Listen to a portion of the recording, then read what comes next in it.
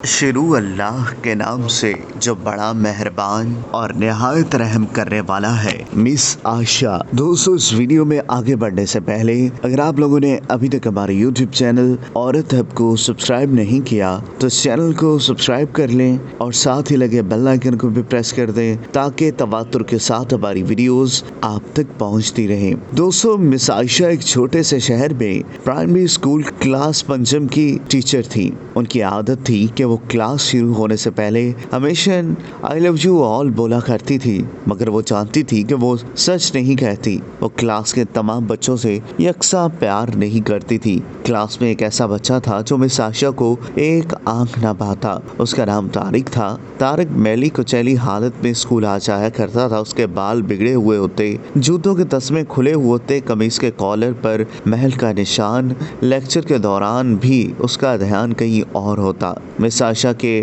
ڈانٹنے پر وہ چونک کر انہیں دیکھنے تو لگ جاتا، مگر اس کی خالی خلی نظروں سے انہیں صاف پتہ لگتا رہتا کہ طارق جسمانی طور پر کلاس میں موجود ہونے کے باوجود بھی دماغی طور پر غائب ہے۔ رفتہ رفتہ مس عائشہ کو طارق سے نفرت سی ہونے لگ گئی۔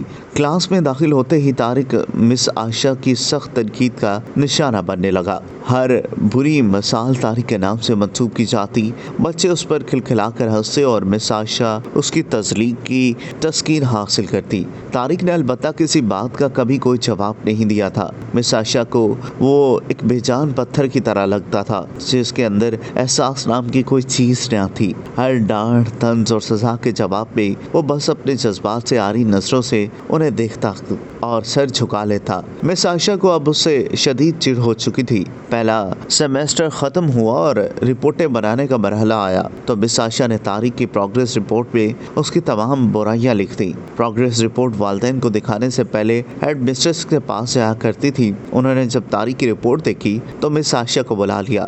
مس عائشہ، پروگریس رپورٹ میں کچھ تو پروگریس بھی نظر نہیں آنی چاہیے۔ آپ نے تو جو کچھ لکھا ہے اس سے طارق کے والدین اسے بالکل ہی نا امید ہو جائیں گے۔ میں معذرت خواہ ہوں، مگر طارق ایک بالکل ہی بدتمیز اور نکما بچہ ہے۔ مجھے نہیں لگتا کہ میں اس کی پروگریس کے بارے میں کچھ لکھ سکتی ہوں۔ مس عائشہ نفرت انگیز لہجے میں بول کر وہاں سے اٹھ کھڑی ہوئی۔ ہیڈ مسٹریس نے ایک عجیب حرکت کی۔ انہوں نے چپڑاسی کے ہاتھ مس عائشہ کی ڈیسک پر طارق کی گزشتہ سالوں کی پروگریس رپورٹ رکھوا دی۔ اگلے دن مس عائشہ کلاس میں داخل ہوئی تو رپورٹس پر نظر پڑی۔ الٹ پلٹ کر دیکھا تو پتہ لگا کہ یہ طارق کی رپورٹس ہیں۔ پچھلی کلاسوں میں بھی اس نے یقیناً یہی گل کھلائے ہوں گے، انہوں نے سوچا اور کلاس 3 کی رپورٹ کھولی۔ رپورٹ میں ریمارکس پڑھ کر ان کی حیرت کی کوئی انتہا نہ رہی جب انہوں نے دیکھا کہ رپورٹ اس کی تعریفوں سے بھری پڑی تھی۔ طارق جیسا ذہین بچہ میں نے آج تک نہیں دیکھا۔ انتہائی احساس بچہ ہے اور اپنے دوستوں اور ٹیچر سے بے حد لگاؤ رکھتا ہے۔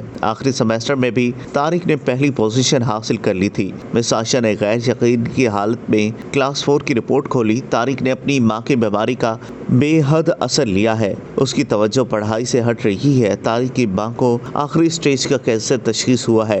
گھر پر اس کا کوئی اور خیال رکھنے والا نہیں جس کا گہرا اثر اس کی پڑھائی پر پڑا ہے۔ طارق کی ماں مر چکی ہے اور اس کے ساتھ ہی طارق کی زندگی کی رونق بھی۔ اسے بچانا پڑے گا اس سے پہلے کہ بہت دیر ہو جائے۔ مس عائشہ پر لرزہ طاری ہو گیا۔ کانپتے ہاتھوں سے انہوں نے پروگریس رپورٹ بند کی۔